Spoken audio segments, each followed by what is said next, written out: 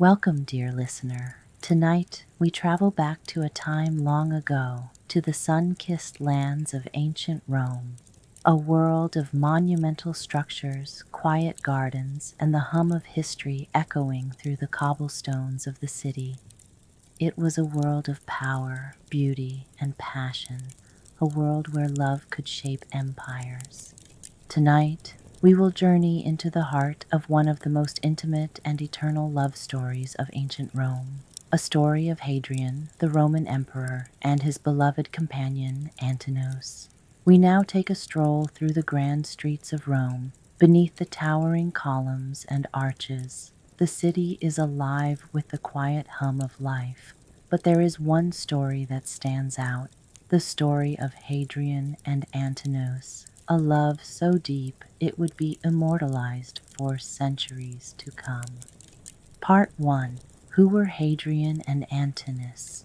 Hadrian, born in 76 AD, was a man of great ambition and vision. As emperor, his reign was marked not only by military achievements, but also by his love for Greek culture, philosophy, and art. He was a ruler who sought peace for the empire, a builder of magnificent structures, and a man who sought the company of the intellectuals and artists of his time. But what is often lost in the annals of history is the personal side of Hadrian's life. Beneath his regal exterior, Hadrian was a man deeply moved by love, whose heart found its counterpart in the young and handsome Antinous. Antinous was a youth from Bithynia in modern-day Turkey, a young man with beauty that was admired by all who met him. Hadrian first encountered Antinous during one of his travels through the eastern provinces of the empire. There, amidst the ruins of ancient temples and the quiet paths by the Mediterranean, the two men formed a bond, one that would transcend mere friendship and bloom into love. Antinous' background is one of the more mysterious aspects of his life, and scholars have speculated about his origins for centuries. While there is no definitive record of his exact social status, we can piece together some information based on historical sources, archaeological evidence, and interpretations of ancient texts. Most scholars believe that Antinous was not a slave but rather a freeborn Greek, likely from Bithynia, modern-day northern Turkey.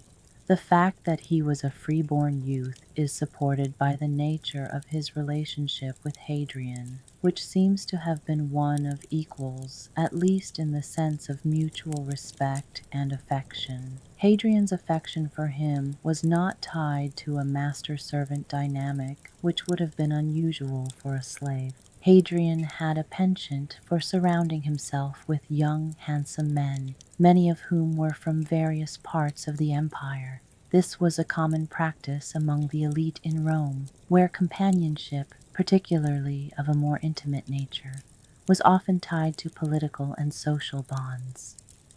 It's probable that Antinous was introduced to Hadrian as part of this network, which consisted of individuals from various backgrounds. Some may have been aristocrats, others of lower birth, but Antinous' beauty and charm likely made him stand out. In ancient Rome, love between men was not viewed the same way it is in modern times. While same-sex relationships were not uncommon, the dynamics depended largely on social status. It was not unusual for an elite Roman man to form intimate relationships with younger men, often those of lower social status. The Romans did not have the modern concept of homosexuality as a distinct sexual identity. Their focus was on the social roles and power dynamics. While same-sex relationships were common, same-sex marriage was not legally recognized in Roman law. However, there are records of men, including emperors like Nero and Elagabalus, participating in public marriage ceremonies with other men, although these likely lacked legal standing. It was clear, however, that Antinous was not just a lover, but a companion in Hadrian's travels, a presence that soothed him and brought joy to his life. Theirs was a connection that seemed fated, as if the gods themselves had woven their destinies together. Part 2. The Tragedy. In 130 AD, Hadrian, who was fascinated by Egyptian culture, and Antinous traveled to Egypt. As the golden sun dipped low on the horizon, casting long shadows across the ancient sands, Hadrian and Antinous would have found themselves enveloped in the awe-inspiring landscapes of Egypt. Their journey through this land of mysticism and grandeur was not just a passage through geography, but through time itself, as they wandered beneath the looming presence of the pyramids and into the quiet solitude of sacred temples along the Nile. To the Roman Emperor, Egypt was a place where history seemed to breathe and ancient mysteries whispered in the wind. The grandeur of the monuments stood as timeless symbols, their stones echoing the wisdom of long-departed gods and rulers. Among these monuments, Antinous would have been a striking presence, his beauty and serenity somehow fitting into the timeless landscape like a living statue, as though the gods themselves had chosen to walk among men. In the flickering shadows of the colossal columns and under the watchful eyes of gods carved in stone, the connection between the emperor and his companion likely grew even more profound. But like all great stories, their love was destined for tragedy. It was there, amidst the ancient temples of the Nile, that Antinous met his untimely death. The details of his death are shrouded in mystery. Some say it was an accident, others speculate it may have been a deliberate act, a tragic ritual, or even a sacrifice to the gods. It is recorded in October of 130 AD, the couple was taking part in the Osiris Festival of the Nile on a boat in Egypt. Sources like Cassius Dio, the Historia Augusta, and Aurelius Victor mention Hadrian and Antinous being in Egypt during this time. After the festivities, Antinous' body was found floating in the Nile. Hadrian himself stated that Antinous drowned and was absolutely devastated by the news. Historians have various theories, from accidental drowning, suicide, or even intentional human sacrifice. But one thing was certain: Antinous was gone, and Hadrian was left with a broken heart.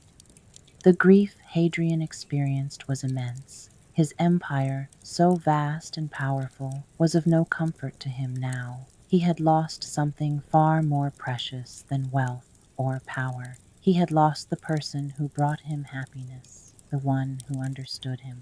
For Hadrian, the loss of Antinous was a wound that would never heal, but it was also the spark for an act that would ensure their love lived on forever. Part 3. The Deification. In his grief, Hadrian took an extraordinary step. He deified Antinous. It was almost unheard of for the emperor to deify anyone so young, but Hadrian, in his sorrow, declared Antinous a god. He established a cult in Antinous' honor, with temples and statues erected throughout the empire. The city of Antinopolis was founded on the very spot where Antinous had died, and the young man's image would be immortalized in art, not as a mortal man, but as a god. It was not just a tribute to a friend or lover, but a powerful symbol of a love that transcended the boundaries of life and death. The city became a center of worship, with a cult dedicated to Antinous. Statues of him were erected, and he was worshipped. The Temple of Isis at Philae was a significant religious site in Egypt. Hadrian commissioned his temple to Antinous near the existing Temple of Isis.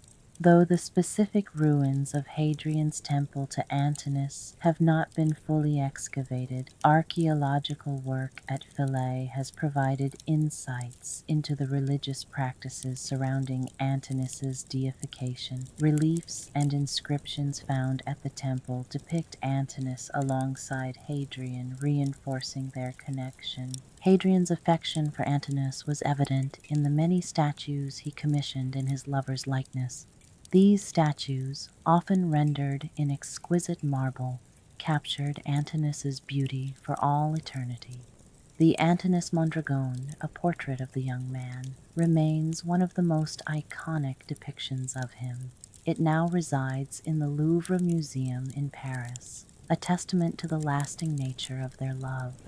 The Antinous of Delphi, a marble statue of Antinous, was uncovered in Delphi during excavations in the early 20th century. The statue was discovered in 1894 by a team of French archaeologists during excavations at the Temple of Apollo in Delphi. The statue portrays Antinous in a highly idealized, almost divine manner, showcasing his youthful beauty. The fact that this statue was found in such a prestigious location, associated with the Oracle of Delphi, suggests that Antinous was revered not just in Egypt or Rome, but throughout the empire. The emperor's love for Antinous was not only emotional, but also deeply public. Hadrian ensured that his lover's memory would never fade. The statues, found in places like Athens, Egypt, and Rome, still stand today as silent witnesses to their bond. The mystery surrounding Antinous's true background could be due in part to the fact that he was largely immortalized after his death, and much of his biography was written after his deification. The surviving records focus more on Hadrian's grief and the public acts of deification rather than on the details of Antinous's life. This may have been a deliberate choice to emphasize his divine status rather than his mortal origins, thus elevating his memory to a level of timeless reverence. Part 4. The Legacy of Hadrian and Antinous. Hadrian's love for Antinous also shaped the emperor's own legacy. Not only did he build magnificent structures like the Pantheon in Rome and Hadrian's Wall in Britain, but he also left behind a personal legacy, one that could never be erased. Antinous, in turn, became a symbol of eternal love, no matter one's gender. His deification ensured that their bond would endure for centuries. The love between Hadrian and Antinous transcended the mortal realm. It became a story of timeless devotion, symbolized through the stone and marble that Hadrian left behind. Even today, visitors to the British Museum or the Vatican museums can see the statues of Antinous and marvel at the story they tell of a love that defied the boundaries of time. Though centuries have passed, the story of Hadrian and Antinous continues to resonate. It is a story of love that defies expectations, a love that cannot be contained by the boundaries of time or mortality. It is a reminder that love, in all its forms, is powerful and enduring. Hadrian and Antinous' story, combined with Hadrian's powerful expression of love and the subsequent interpretations of their relationship, have also cemented his place as a significant figure in LGBTQ+ history and culture. Antinous' image became a symbol of same-sex love, particularly during periods when such relationships were persecuted. In the Victorian era, when homosexuality was outlawed and punishable by death in some areas, his image was used as a coded signal among gay men. As we come to the end of this journey through time, we are left with the quiet echoes of a love that was immortalized in marble and stone, in temples and statues, and in the heart of an emperor who would never forget his beloved. Let us remember as we drift to sleep that love is love, no matter its form. Love is timeless and sees no bounds. It is eternal, and like the statues of Antinous, love never truly fades. It lives on in the hearts of those who remember. Now, as you settle into the peaceful quiet of the night, let your mind wander back to those ancient streets of Rome. Let this story of love cradle you into a deep and restful sleep, knowing that even in the most distant past, love like theirs could never be forgotten. Good night, dear friends, from the sleepy archaeologist.